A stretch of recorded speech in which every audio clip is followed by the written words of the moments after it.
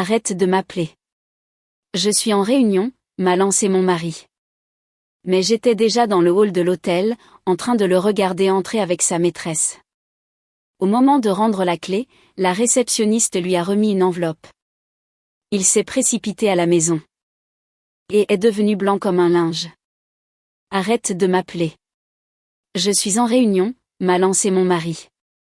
C'était drôle, parce que je me tenais à 3 mètres de lui dans le hall d'un hôtel à Aix-en-Provence, le regardant s'enregistrer avec une femme assez jeune pour être notre fille, et il n'avait aucune idée de ce que j'avais déjà mis en marche. Je me souviens du son exact de son rire. Un peu trop fort pour cet espace calme et marbré. Ce rire rebondissait sur les murs de verre comme s'il y avait sa place, comme si elle y avait sa place, comme si sa place était avec lui. Je me tenais près d'une de ces grandes plantes en pot qu'ils mettent toujours près des fenêtres, quelque chose de vert et de chair qui était probablement arrosé plus souvent que mon mariage ne l'avait été ces dernières années. Le soleil de fin d'après-midi traversait les vitres, chaud et doré, le genre de lumière qui rend tout plus doux que ça ne l'est vraiment, mais rien ne semblait doux à ce moment-là. Sa main reposait sur le bas de son dos, sans gêne, sans hésitation, familière. C'est ce détail qui a tout scellé pour moi. Ni l'hôtel, ni le mensonge, ni même la fameuse réunion. C'était l'air si naturel qu'il avait.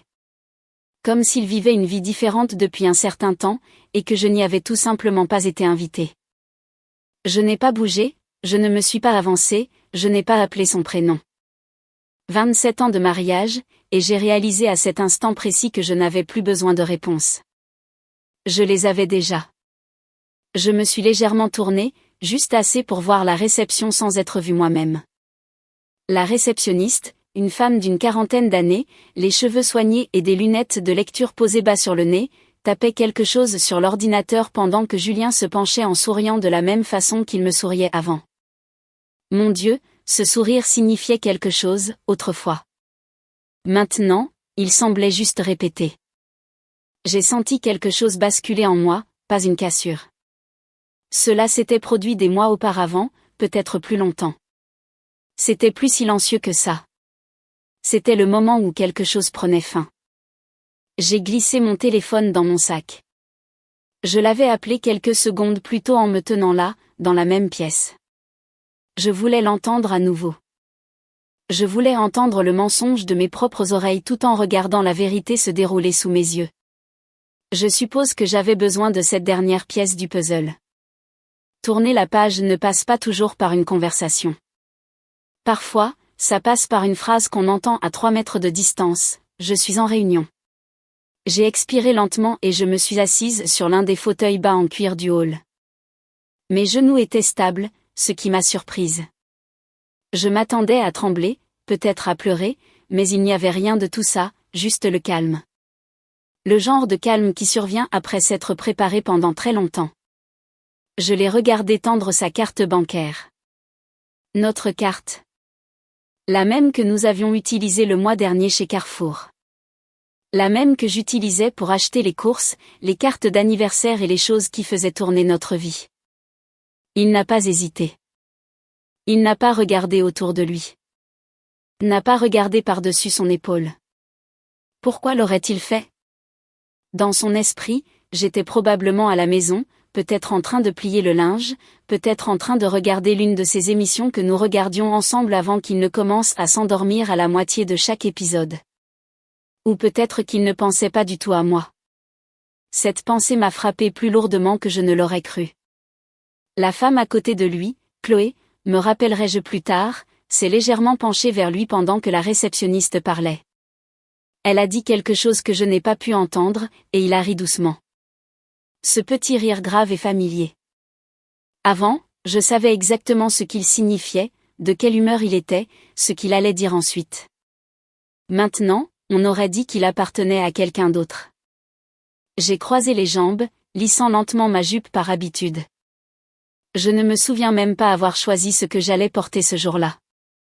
Quelque chose de simple, de neutre, le genre de tenue que l'on met quand on ne veut pas attirer l'attention. Ce qui était ironique compte tenu de ce que j'allais faire.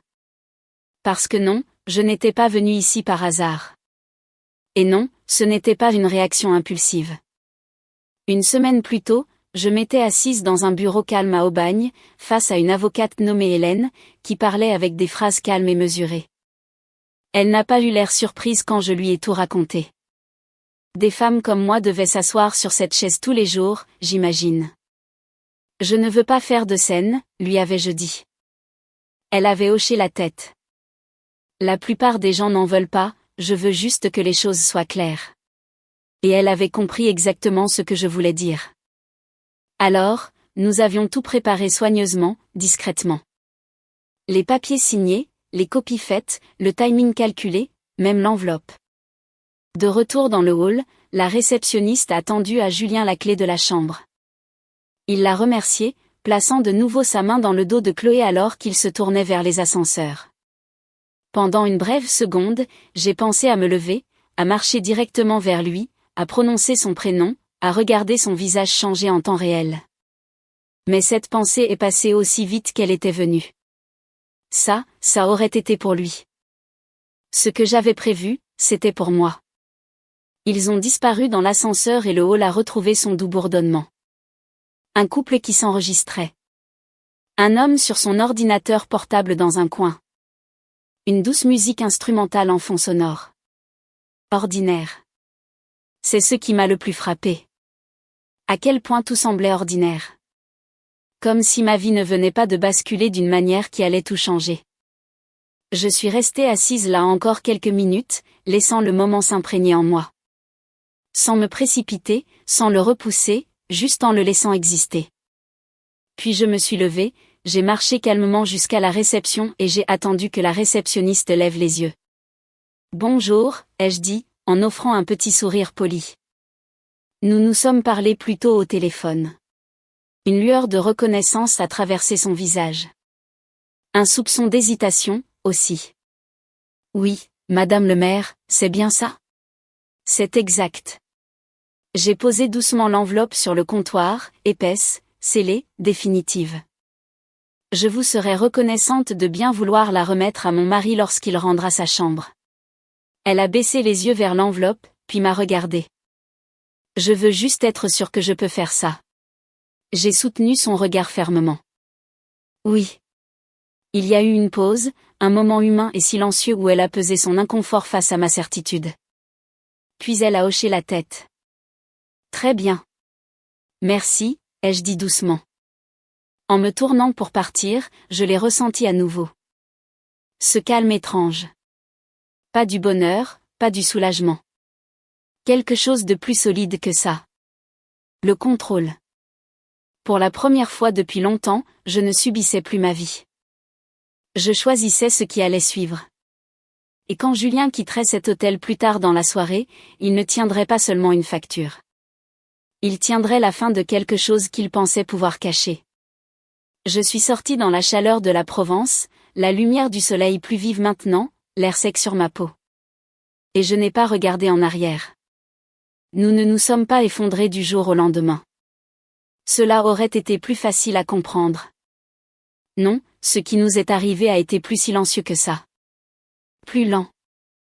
Le genre de changement que l'on ne remarque pas jusqu'au jour où l'on lève les yeux et qu'on réalise qu'on vit à côté de quelqu'un au lieu de vivre avec lui.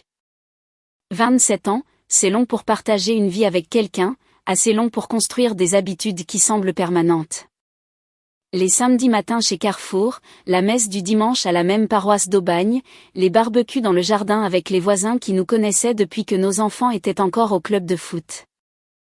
Nous avions des routines, des systèmes, un rythme qui autrefois ressemblait à du réconfort. Quelque part en cours de route, c'est juste devenu un bruit de fond.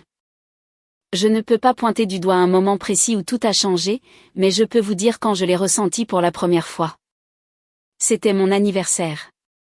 52 ans. Rien d'énorme. Je ne m'attendais pas à une fête ou quoi que ce soit. Juste un dîner, peut-être. Quelque chose de simple. Une carte. Une petite attention pour montrer que j'existais encore. Julien est parti tôt ce matin-là. Il a dit qu'il avait des réunions. Bien sûr que oui. Vers midi, j'ai vérifié mon téléphone. Rien. Je me suis dit qu'il était occupé. À 15 heures, je me suis fait une tasse de thé et je me suis assise à la table de la cuisine, fixant l'horloge comme si j'attendais quelque chose qui n'arriverait probablement pas. À 17h17, mon téléphone a vibré. Très occupé aujourd'hui. On fêtera ça plus tard. C'était tout. Pas de joyeux anniversaire, pas d'appel, aucun effort. Juste, plus tard. Je me souviens avoir lu ce message 2 fois. Non pas parce que je ne le comprenais pas, mais parce que j'essayais de ressentir quelque chose face à ça. De la colère, peut-être, ou de la peine. Mais ce que j'ai ressenti à la place était beaucoup plus lourd. Du vide. Je suis restée assise là pendant un long moment, le thé refroidissant entre mes mains, réalisant une chose que je n'avais pas été prête à admettre auparavant. J'étais devenue optionnelle dans mon propre mariage. Quand il est rentré à la maison ce soir-là, il a agi comme si tout était normal. Il a demandé ce qu'on mangeait, a allumé la télé, s'est plaint du travail. Je n'ai pas mentionné le message, je ne lui ai rien rappelé, je n'ai rien demandé. C'est à ce moment-là que les choses ont basculé pour moi. Pas à cause de ce qu'il a fait, mais à cause de ce que j'ai arrêté d'attendre. Après ça, j'ai commencé à remarquer des choses que j'avais ignorées auparavant. La façon dont il gardait toujours son téléphone face contre table. Toujours. Sa nouvelle eau de Cologne, plus forte, plus prononcée. Pas le genre de parfum que j'aurais choisi pour lui. Les réunions tardives qui s'étiraient de plus en plus tard dans la nuit. Au début, je me disais que c'était le travail. Il était directeur régional des ventes. Être débordé faisait partie du poste. Mais ensuite, il y a eu le voyage à Nice. 3 jours pour un séminaire. Il a fait des bagages plus légers que d'habitude. Il n'a pas pris le dossier qu'il apportait toujours à ce genre d'événement. À son retour, je lui ai demandé comment ça s'était passé. Comme d'habitude, a-t-il dit. Rien de passionnant. Mais quelque chose dans sa façon de le dire ne collait pas. Une semaine plus tard, je triais des factures, juste la paperasse habituelle, et j'ai remarqué un reçu d'hôtel. Il ne correspondait pas à celui indiqué sur le site web du séminaire. Un endroit différent, un tarif différent. J'ai fixé ce reçu plus longtemps que je n'aurais probablement dû. C'est la première fois que cette pensée m'a traversé l'esprit. Pas totalement formée, juste un soupçon. Quelque chose cloche. Je ne l'ai pas confronté. Pas à ce moment-là. Au lieu de cela, j'ai appelé Valérie. Valérie est ma meilleure amie depuis que nos enfants sont à l'école primaire. C'est le genre de femme qui ne vous dort pas la pilule, mais qui ne vous fait jamais vous sentir stupide non plus. Je lui ai tout raconté. L'anniversaire, les voyages, ce pressentiment dont je n'arrivais pas à me défaire. Il y a eu un blanc au bout du fil quand j'ai eu terminé. Puis elle a dit doucement, « Sophie, tu n'es pas folle. » J'ai laissé échapper un petit rire. C'est rassurant. Je le pense vraiment, a-t-elle ajouté. Tu vois ce qui est là. Tu ne veux juste pas que ce soit vrai. Ça a fait mouche, parce qu'elle avait raison. Je ne voulais pas y croire. Pas après tout ce que nous avions construit. Pas à ce stade de la vie. Recommencer à 0 à 52 ans n'est pas quelque chose que l'on prévoit. Ce soir-là, après que Julien soit allé se coucher, je me suis assise dans le salon avec mon ordinateur portable ouvert et j'ai fait quelque chose que je n'avais jamais fait auparavant. J'ai vérifié nos relevés téléphoniques. Ça me semblait mal, même à cet instant, comme si je franchissais une ligne que je ne pourrais plus effacer, mais je l'ai fait quand même. Et il était là, un seul numéro, répété encore et encore. Tard le soir, tôt le matin, à des heures où il me disait qu'il travaillait. Je l'ai noté sur un bout de papier, la main d'une stabilité qui m'a surprise. Je ne l'ai pas appelé. Je n'en avais pas besoin. Je savais déjà. Les jours suivants m'ont semblé différents. Pas explosif, pas dramatique, juste plus clair, comme si quelqu'un avait ajusté la mise au point d'un appareil photo et que, soudain, tout devenait net. Je l'ai observé plus attentivement, pas de façon obsessionnelle, juste honnêtement. La façon dont il souriait à son téléphone, la façon dont il sortait pour prendre certains appels, la façon dont il semblait plus présent ailleurs qu'il ne l'avait jamais été à la maison. Et puis un après-midi, debout dans la cuisine, j'ai croisé mon reflet dans la vitre. J'avais l'air fatigué, pas seulement physiquement, épuisé d'une manière qui n'avait rien à voir avec le manque de sommeil. C'est alors que la pensée est venue, totalement formée cette fois, je ne veux pas vivre comme ça. Pas à 52 ans, pas après tout ça. Être seul m'effrayait. Je ne vais pas prétendre le contraire. Mais rester là en me sentant invisible tous les jours, ça m'effrayait encore plus. Quelques jours plus tard, j'ai pris rendez-vous avec une avocate à Aubagne. Je n'en ai parlé à personne, pas même à Valérie. Je suis entrée dans ce bureau avec un dossier de documents et une certitude tranquille que je n'avais pas ressentie depuis longtemps. Je pense que mon mari a une liaison, lui ai-je dit. Elle a hoché la tête comme si elle avait entendu ça 1000 fois auparavant. Et je n'ai pas envie d'attendre qu'il décide de la suite des événements. C'était la stricte vérité. Pendant des années, j'avais réagi, je m'étais adapté, j'avais fait de la place. Ce jour-là, j'ai décidé de faire les choses autrement. J'ai décidé de choisir. Et au moment où je me suis tenue dans le hall de cet hôtel à Aix-en-Provence, à le regarder avec elle, je n'étais pas là pour découvrir ce qui se passait. J'étais là pour y mettre fin. Je ne l'ai pas reconnue tout de suite. Ça m'a surprise par la suite. On pourrait penser qu'un moment pareil, voir son mari avec une autre femme, graverait instantanément chaque détail dans votre mémoire. Son visage, sa voix, sa façon de bouger. Mais la vérité, c'est qu'au début, elle n'était qu'une silhouette, une présence, quelqu'un qui n'avait pas sa place dans ma vie, se tenant trop près de quelqu'un qui, lui, en faisait partie. Ce n'est que lorsqu'ils se sont éloignés de la réception et qu'elle a légèrement tourné la tête, juste assez pour que la lumière accroche son profil, que ça a fait tilt. Pas un déclic bruyant ni dramatique, juste une reconnaissance silencieuse et inconfortable. Je la connaissais. Pas bien, pas personnellement, mais je l'avais déjà vue. Son prénom m'est revenu quelques secondes plus tard. Chloé. Je lui avais servi un verre, une fois. Le souvenir s'est glissé si naturellement qu'il m'a presque fait rire. Un barbecue dans le jardin à la fin du printemps, il y a peut-être 2 ans. Le genre de rassemblement que nous organisions sans y penser, des chaises pliantes, des assiettes en carton, Julien au barbecue comme toujours.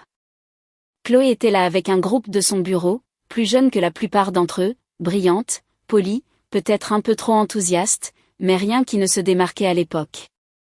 Je me souviens lui avoir demandé ce qu'elle faisait. Les ventes, avait-elle dit en souriant.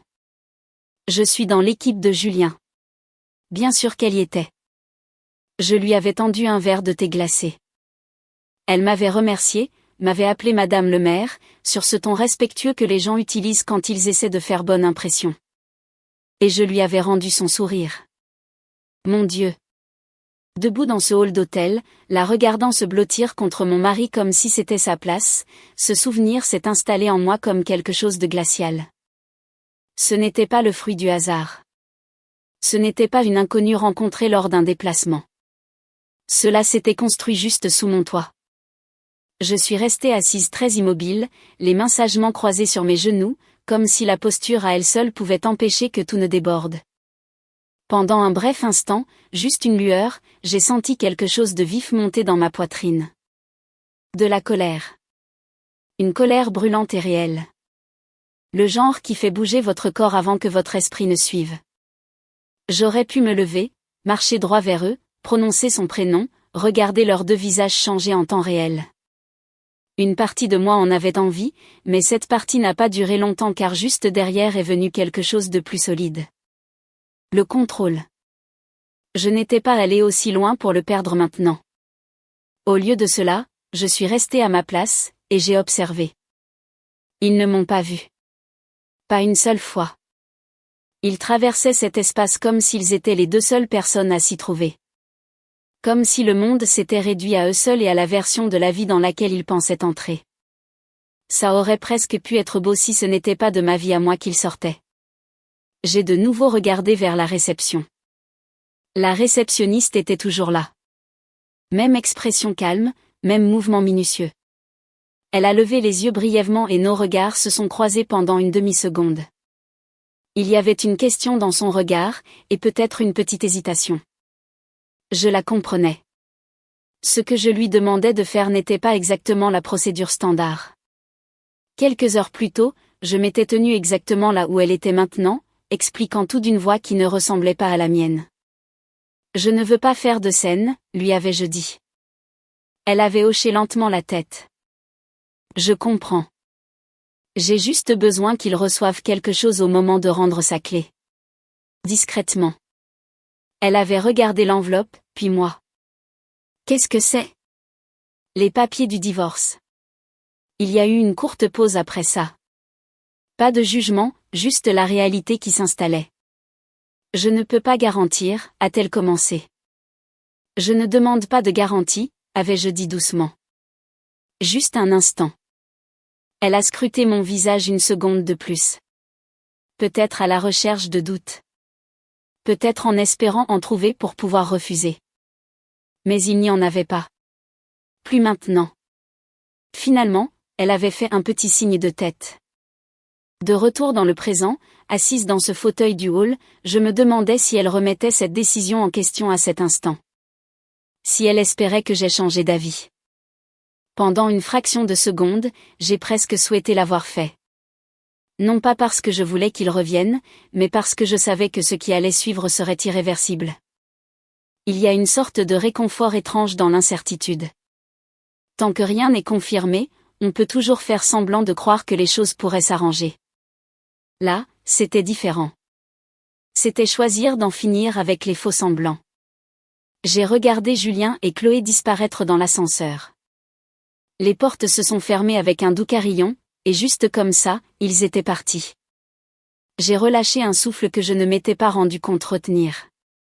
Mes mains étaient toujours stables. Ça m'a encore surprise. C'était peut-être à ça que ressemblait l'acceptation. Rien de dramatique, rien de bruyant, juste de la clarté. Quelques minutes ont passé. Le hall s'est animé autour de moi. De nouveaux clients sont entrés, d'autres sont partis. Le monde continuait de tourner, totalement inconscient que le mien venait de se scinder en un avant et un après. Je me suis levée lentement et suis retournée à la réception. La réceptionniste s'est légèrement redressée en me voyant. « Madame le maire », a-t-elle dit. J'ai fait un petit signe de tête. Je voulais juste confirmer, ai-je dit en posant doucement l'enveloppe sur le comptoir. Il recevra bien ceci au moment de son départ. Elle l'a regardé, puis m'a regardé. Vous êtes sûr? La voilà encore. Cette question, non pas sur la logistique, mais sur ma certitude. J'ai soutenu son regard, calme et déterminé. Oui. Une autre pause. Puis elle a pris l'enveloppe et l'a posée à côté de l'ordinateur. Je m'assurerai qu'elle lui soit remise personnellement. Merci. Au moment de me tourner pour partir, j'ai ressenti cette dernière lueur de doute. Pas sur ce que je faisais, mais sur ce que cela signifierait. 27 ans ne disparaissent pas en un instant. Ça s'attarde dans les habitudes, dans les souvenirs, dans la façon dont on tend la main vers quelqu'un au milieu de la nuit sans y penser. Je me suis arrêtée juste avant la sortie, ma main posée légèrement sur la porte vitrée.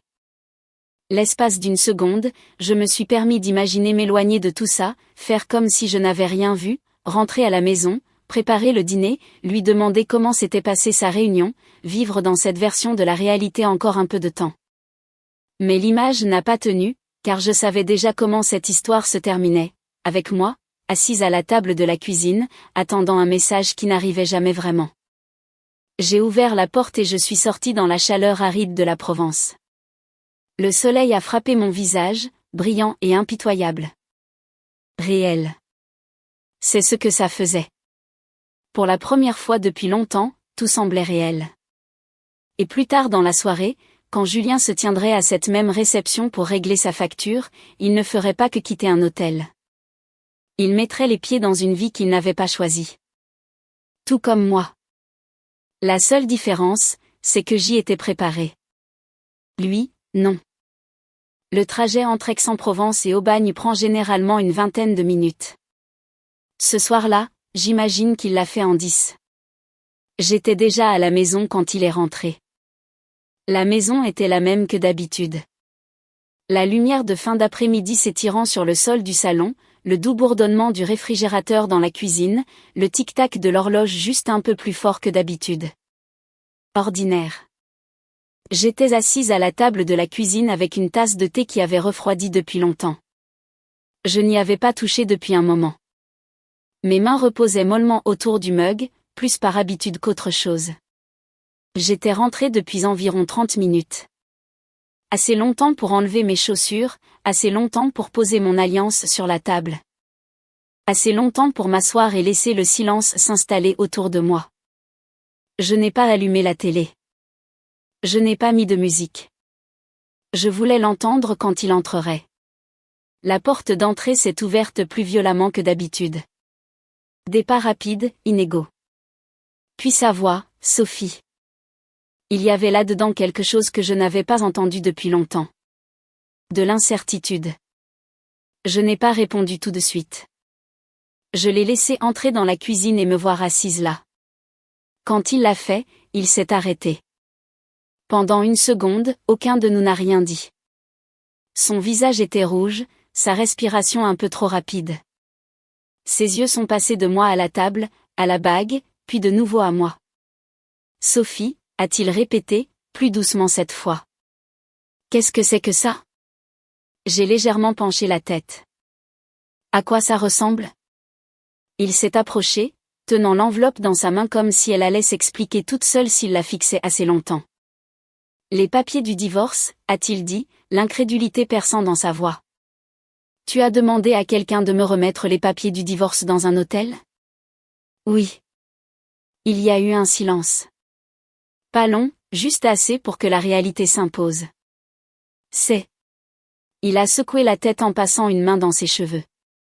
Ce n'est pas drôle. Je ne plaisante pas. Je sais, mais.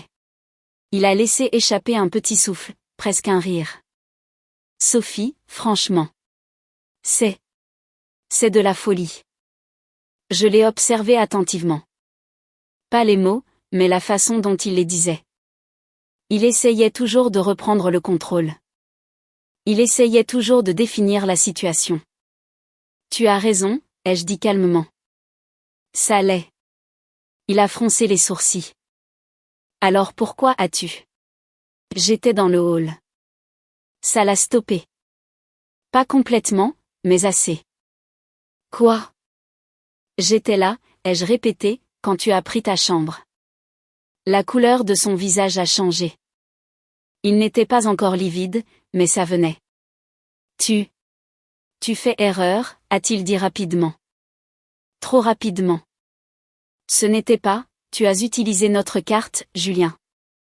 Je n'ai pas élevé la voix. Je ne me suis pas penché en avant. Je l'ai juste dit comme on énonce un fait dont on sait déjà qu'il est incontestable.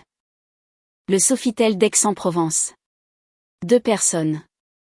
La même carte que nous avons utilisée chez Carrefour la semaine dernière. Sa bouche s'est entr'ouverte, puis s'est refermée.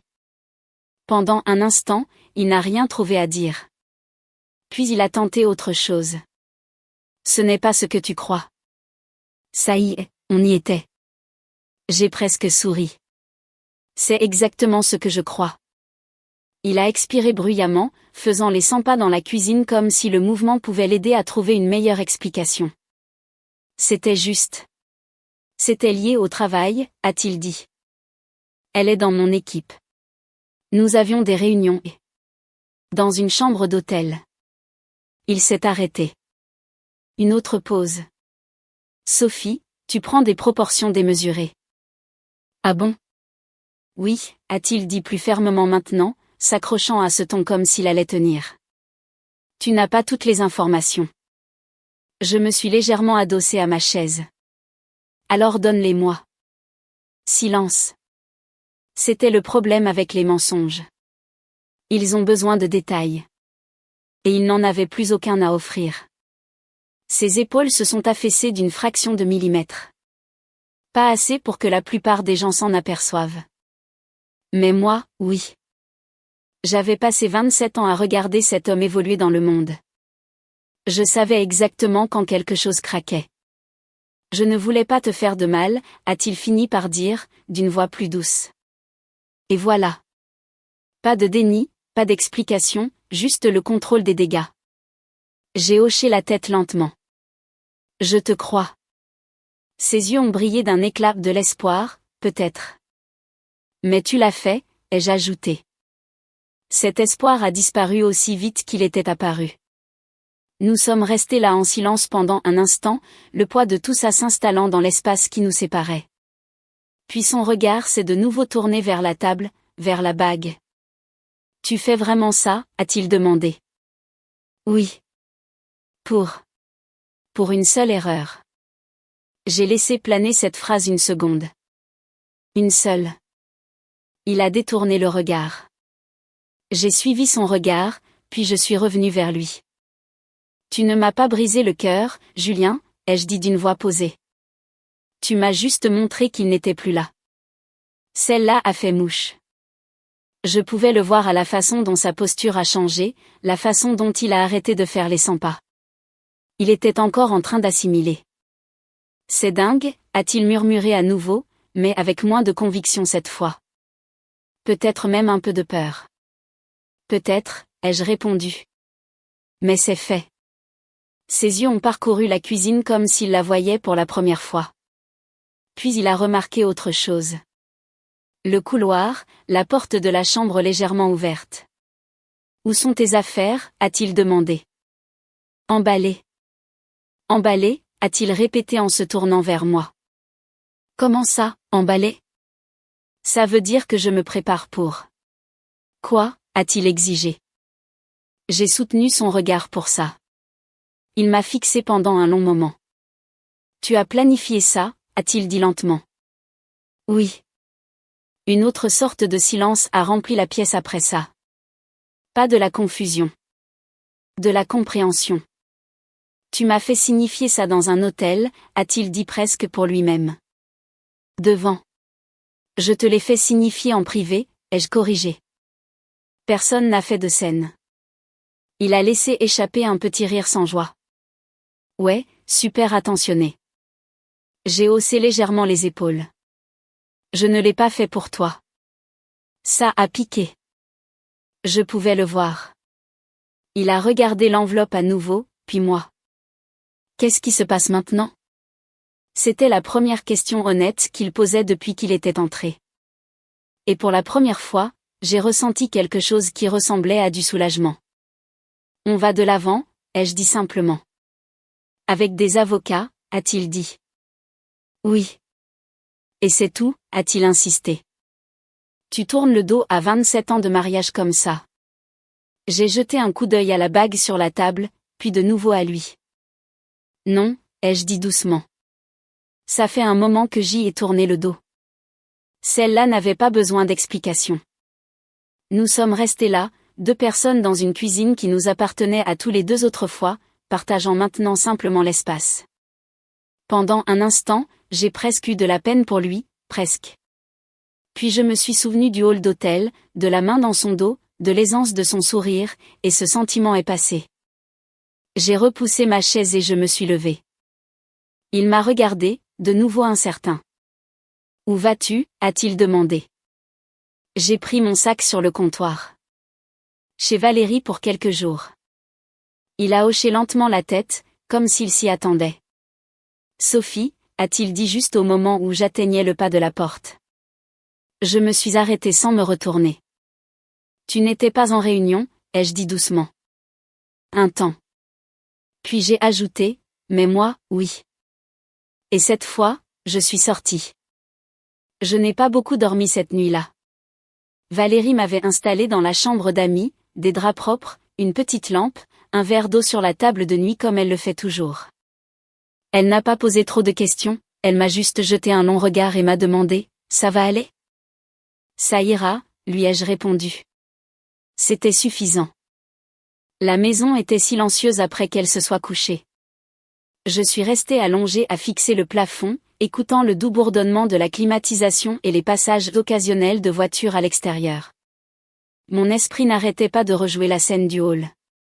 Pas le choc, mais la clarté. C'est cette partie-là qui m'est restée. Vers 2 heures du matin, je me suis levée, je suis allée dans la cuisine et je me suis servi un verre d'eau.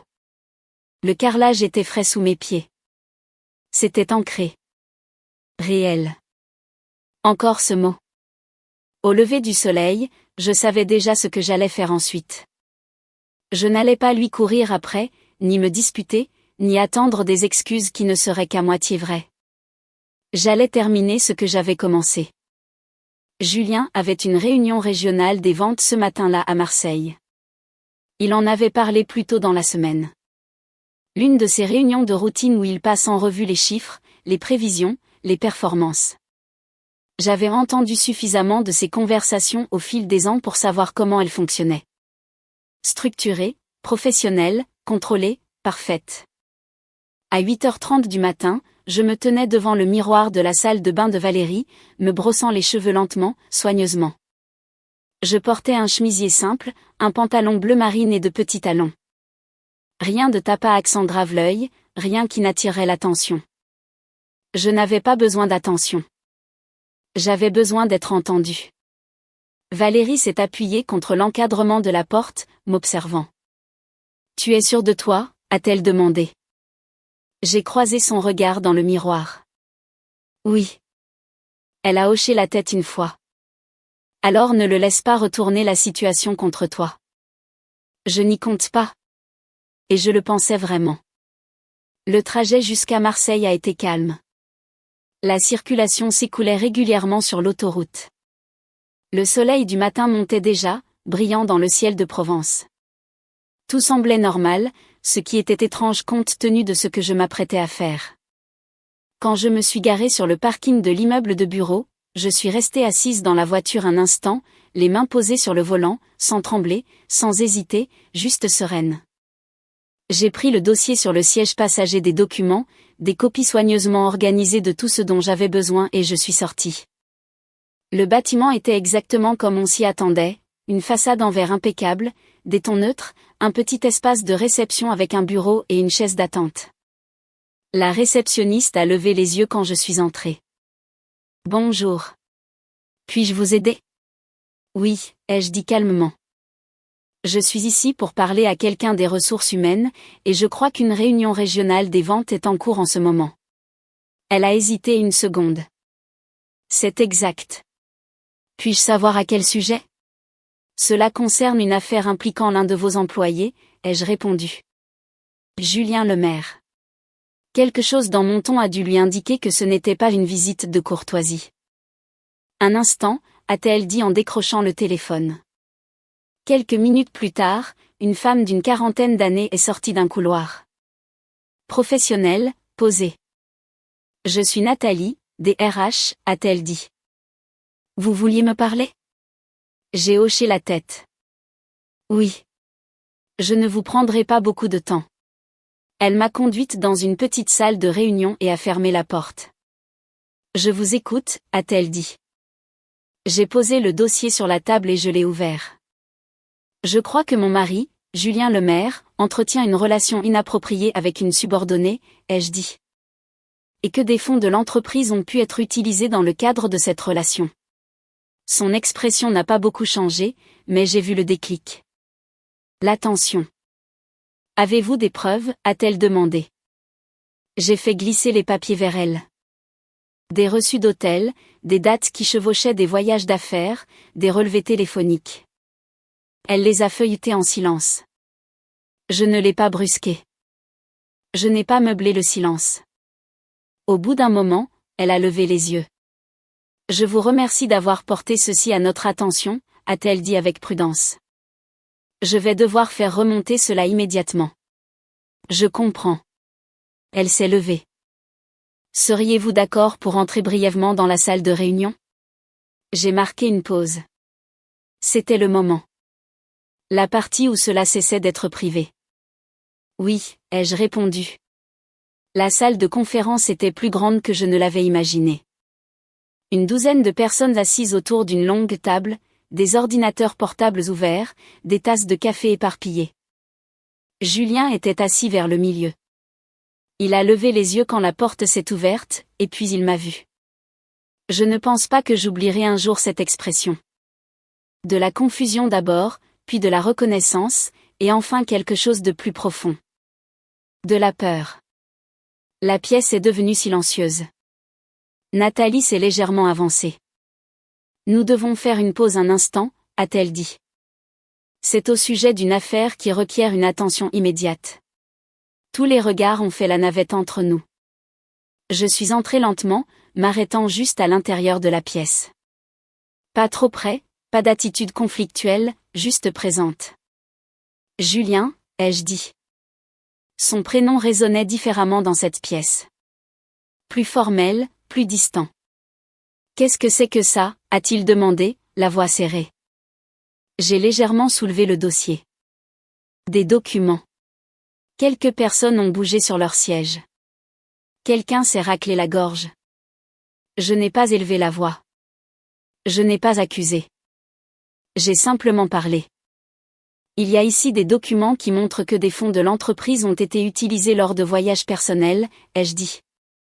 Et que la personne impliquée est un membre de votre équipe. Un silence. Puis j'ai ajouté, Chloé. Le prénom a fait son effet. De l'autre côté de la table, une jeune femme s'est raidie. Elle n'a pas levé les yeux. Elle n'a rien dit. C'était suffisant. Nathalie est intervenue. Julien, nous allons avoir besoin que vous restiez après cette réunion, a-t-elle déclaré. Et nous allons mener un examen complet de la situation. Il a ouvert la bouche pour répondre, puis l'a refermée. Pour une fois, il n'avait rien à dire. La pièce est restée silencieuse. Pas dramatique, pas explosive, juste pesante. Je l'ai regardée une dernière fois. Pas avec colère, ni même avec déception. Juste avec clarté. Je ne suis pas là pour te détruire, ai-je dit calmement. Je suis là pour arrêter de disparaître. Personne n'a parlé après ça. Il n'y avait plus rien à dire. Je me suis retournée et je suis sortie de la pièce, le bruit de mes talons étouffé par la moquette. Personne ne m'a arrêtée. Personne ne m'a suivi. Quand je suis sortie, la lumière du soleil m'a de nouveau frappée, chaude, brillante, constante. J'ai pris une grande inspiration, et pour la première fois depuis longtemps, j'ai eu l'impression de pouvoir vraiment remplir mes poumons. 8 mois plus tard, j'ai emménagé dans un appartement plus petit dans les quartiers d'Aubagne. 2 chambres, une salle de bain, un petit patio à l'arrière qui capte le soleil du matin. Ce n'est pas la maison dans laquelle nous avons élevé nos enfants. Pas la cuisine où j'ai passé des années à préparer des dîners auxquels ils ne touchaient parfois pas. Pas le salon où nous avions l'habitude de nous endormir devant la télé. Mais c'est calme et c'est à moi. Le divorce a été prononcé à la fin du printemps. En France, sous le régime de la communauté de biens, tout est divisé par 2, que ça vous plaise ou non. Ce n'était pas un carnage, juste minutieux, avocat, paperasse, signature, des conversations qui restaient polies en surface et évitaient tout ce qui était trop émotionnel en dessous. Julien ne s'est pas beaucoup battu, pas comme je m'y attendais. Peut-être qu'il savait qu'il n'y avait plus grand-chose à discuter. Ou peut-être qu'il était fatigué. Je ne sais pas. Nous nous sommes parlé à quelques reprises pendant la procédure. Des conversations courtes et pratiques sur les finances, les délais, la logistique, le genre de discussion que l'on a quand on démêle une vie au lieu d'en construire une. Il y a eu un moment, cependant, vers la fin. Nous étions assis l'un en face de l'autre dans une salle de réunion, un espace neutre, des murs beiges, une longue table entre nous, comme une frontière silencieuse. Il m'a regardé et a dit, « Je n'aurais jamais pensé que ça finirait comme ça. » J'ai hoché la tête. Moi non plus. Et c'était tout. Pas de reproches, pas d'éclat de voix, juste 2 personnes reconnaissant une chose qui était déjà terminée depuis un moment. Une fois que tout a été finalisé, j'ai pris quelques semaines pour m'installer dans mon nouveau chez-moi. Au début, le silence m'a semblé différent, pas lourd, juste inhabituel. J'avais passé tellement d'années à m'adapter à la présence de quelqu'un d'autre qu'être seul à nouveau me donnait l'impression d'apprendre une nouvelle langue. Il a fallu s'habituer à des choses simples. Cuisiner, pour commencer, se réveiller dans un lit qui ne bougeait pas à côté de moi. Laisser la télé éteinte parce qu'il n'y avait personne d'autre dans la pièce. Mais petit à petit, ces choses ont cessé de me paraître étranges. Elles ont commencé à devenir apaisantes. J'ai pris quelques heures par semaine dans un cabinet dentaire du coin. Rien à temps plein, juste assez pour garder une routine, pour interagir avec des gens, pour me rappeler que j'avais encore une place dans le monde en dehors d'être la femme de quelqu'un. Le premier jour de reprise, je me suis tenue dans cet espace familier, l'odeur de propre, le doux bourdonnement du matériel, et j'ai ressenti quelque chose que je n'avais pas ressenti depuis des années. Compétente. Comme si je n'avais pas disparu, après tout. J'ai commencé à suivre des cours de yoga dans un centre communautaire, avec surtout des femmes de mon âge, certaines plus âgées. On s'étire, on discute, on rit de choses qui n'auraient probablement aucun sens pour personne d'autre. Valérie m'appelle toujours tous les 2 ou 3 jours. Tu as rencontré quelqu'un, alors, a-t-elle demandé un jour, pour me taquiner. J'ai ri. Je viens tout juste d'avoir mon propre chez moi, Valérie. Laisse-moi en profiter. Elle a gloussé. C'est de bonne guerre. La vérité, c'est que je ne suis pas pressée. Il y a encore des moments, même maintenant, tard le soir, quand la maison est calme et que la journée s'achève. Je me surprends à chercher quelque chose qui n'est plus là. Une habitude, un souvenir. L'idée d'une vie qui semblait permanente.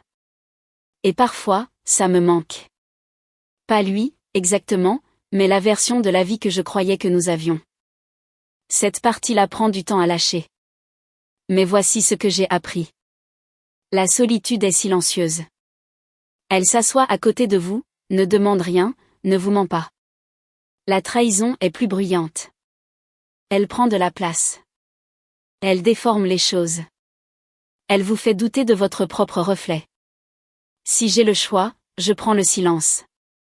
Ces jours-ci, mes matins sont simples.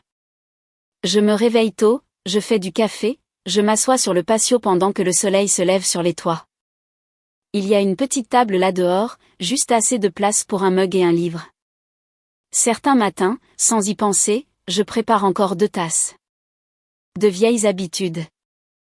Je reste plantée là une seconde à les regarder toutes les 2. Puis je souris un peu, j'en reverse une dans la cafetière, et je m'assois, parce que je n'en ai besoin que d'une seule maintenant. Et d'une certaine manière, il a meilleur goût. Pas parce qu'il est plus sucré, mais parce qu'il est vrai. Tout semble plus vrai, maintenant. Le silence, l'espace, la vie que je reconstruis petit à petit. Je ne suis pas partie avec tout. Il y a des choses que j'ai perdues, des années qui ne reviendront pas, des projets qui ont changé, mais j'ai gardé quelque chose de plus important. Je me suis gardée moi-même. Et à ce stade de ma vie, c'est suffisant. Si vous êtes déjà resté silencieux juste pour préserver la paix, je vous comprends. Parfois, la chose la plus forte que vous puissiez faire est d'arrêter de disparaître. Si cette histoire a résonné en vous, partagez-la peut-être avec quelqu'un qui a besoin de ce rappel. Et si vous êtes toujours là à m'écouter, merci.